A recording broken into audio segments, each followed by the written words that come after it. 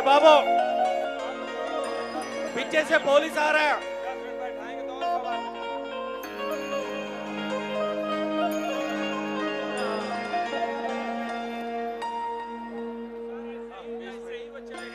अरे की चाहे है पिया जवानी हमर जुरई रे गइला ना,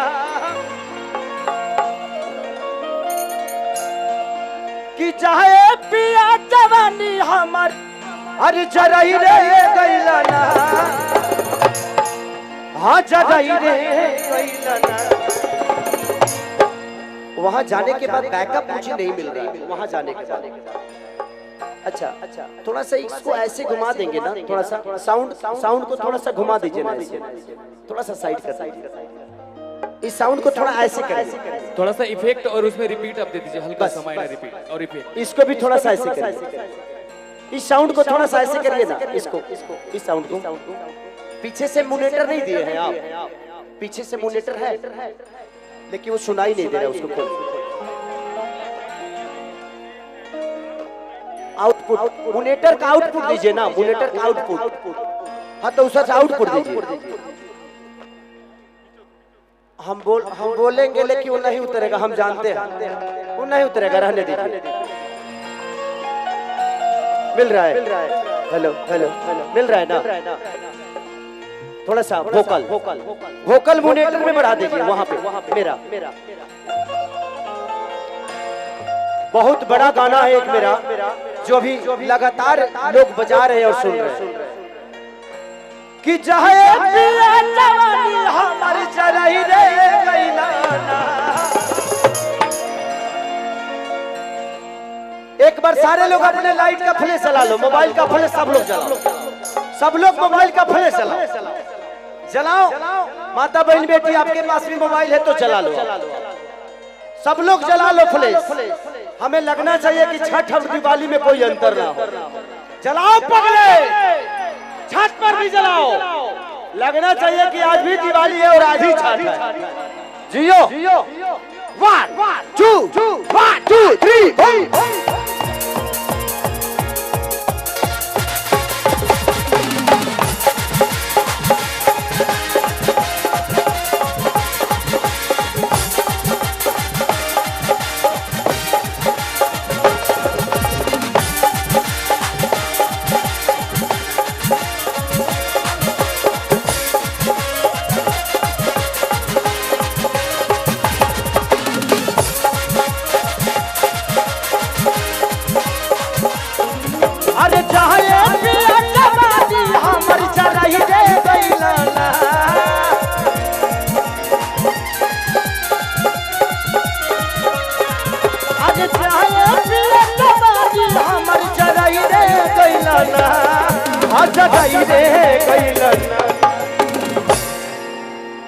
तो एगो नचनिए करो,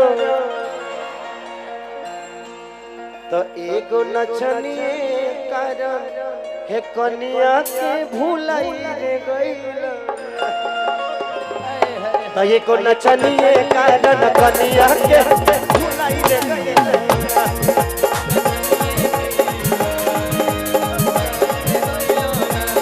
एगो नचनिए कारण कनिया के भुलाई रे गइला।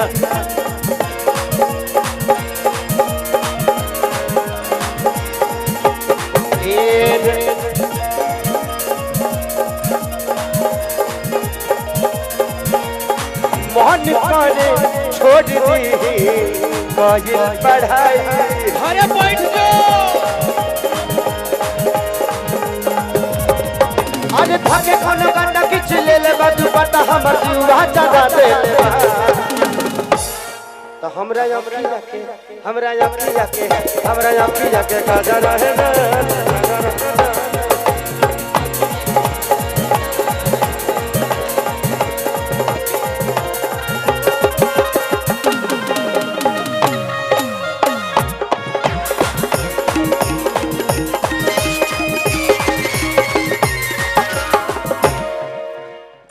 किया धीरा धीरा दिया पिया बुलेटिया लेके जाना ओकर नचियो देखे जाला। अरे कि नाच के नशा में तू को रोटियां नहीं खाला राजा रोटियां नहीं कि आधी आधी रतिया पिया बुलटिया लेके जाना ओ कर नचियो लेके जाला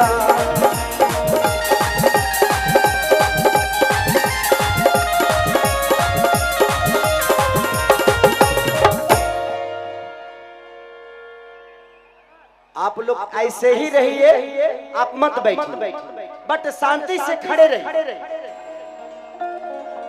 आज महिपाल रेड्डी जी चाहे मकसूदन रेड्डी जी है या हमारे संदीप भाई, अच्छा जितने भी हमारे इस कार्यक्रम से लोग जुड़े हैं, नेतागढ़ हमारे लोकल लीडर जितने भी हैं, हमारे एसपी साहब, प्रशासन के लोग सिर्फ आपके सुरक्षा के लिए सारी व्यवस्था कर रहे हैं। और आप लोग ऐसे करिएगा तो अगले साल हम नहीं आएंगे। एकदम शांति से अगले साल आना है मुझे। तो आप लोगों को अगले साल अगर बुलाना चाहते हो केसरिया को ना, तो इस बार महिपाल भैया को इतने वोट से जिताओ कि पूरे तेलंगाना में इतना वोट किसी को ना मिला। एक बार ताली हो गया चाहिए भैया। तो अगला बार हम आएंगे ना तो हीरोइन को लेके आएंगे, एक बड़ हीरोइन ले लेंगे। अभी तो हमारा लगा कोनो हीरोइन नहीं है, लेकिन 6 महीना में एगो दुगो आइए जाएगी, कोनो ना कोनो सटिए जाई ना जी। हम तो नहीं सटब से फिर कोनो धोखे दे के भागे कि आधी आधी रतिया पिया बुलटिया लेके चला हम ओकर नचियो देखे जाना। आप लोग बड़े खुश नसीब हैं कि आपके पति आपके साथ रहते हैं। मेरी वाइफ कितनी बदनसीब है कि वो छठ करे, चाहे दीपावली करे, चाहे करवा चौथ करे, अपना हाथ से हम कहियो करे कि जोहरो नदी ले पानी तो अलग बा। हमारी जिंदगी आज के डेट में आप सबके लिए है। मैं अपने परिवार से महीनों महीनों तक नहीं मिल पाता हूँ। आप लोगों ने इतना प्यार दिया, आशीर्वाद दिया, लेकिन ऐसा नहीं है। मैं जाता हूं तो मेहरारू के पास 5 दिन लगातार दिनों रात रहता हूं। मैंने दिनों रात पलंगे पर ना रही लगे पहले बड़ा। मैंने घरे रहते हैं हम, 5 दिन घर पे रहते हैं, दिनों में रहते हैं, रातों में रहते हैं। तो मैंने दिनों रात में वह कम होला, खाली साफा खत्म हो गलो का। हम कोनो आदमी है, कोनो साढ़ भैंसा है का?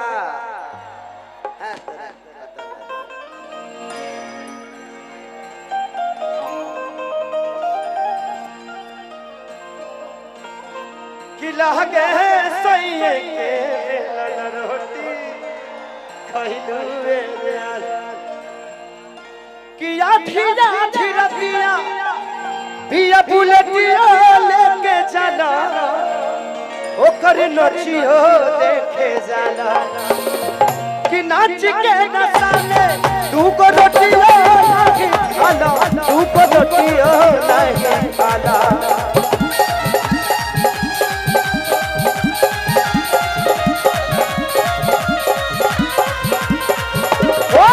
नाच के नशा में तू को रोटियो नहीं खाना, तू को रोटियो नहीं खाना।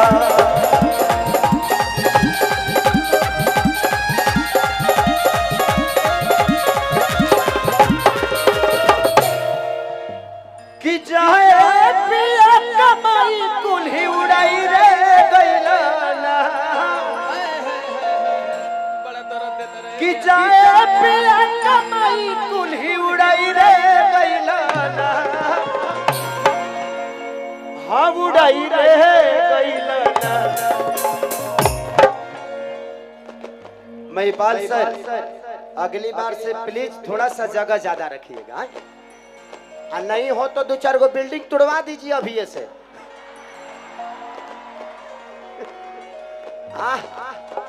और नहीं तो एक काम करिए, मुझे भी इधर ही 1-2 एकड़ जमीन दिलवा दीजिए सस्ता, ताकि हम भी फार्म हाउस अपने फार्म हाउस पर गाते रहेंगे ना जी। कि चाहे पिया कमाई कुल्ही उड़ाई रे गैला ना, हाँ उड़ाई रे गैला ना। एगो नचनिए कारण कनिया के भुलाई रे,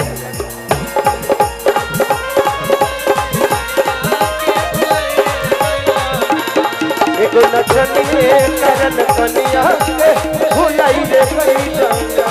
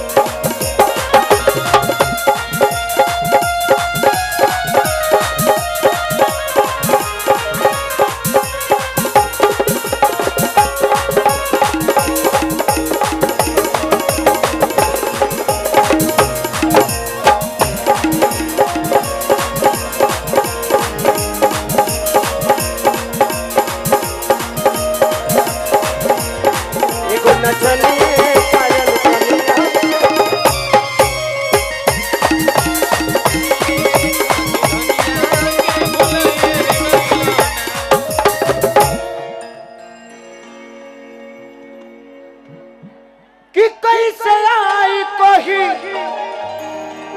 तू तो लगे रहता कि छोड़ के तू घर सही भागल रहता ओनिए लागल रहता कि छोड़ के तू घर ओनिए भागल रहता ओनिए लागल।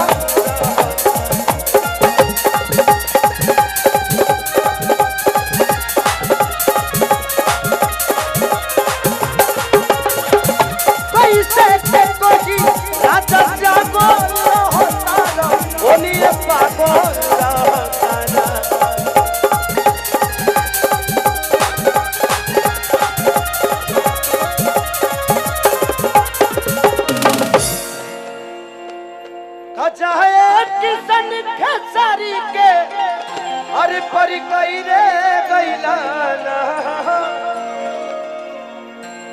कि जाए किसन खेसारी के अरे परी कई रे गैला ना, हाँ परी कई रे गैला ना। एगो नचनिए कारण एगो नचनिए कारण कन्या के भुलाई रे।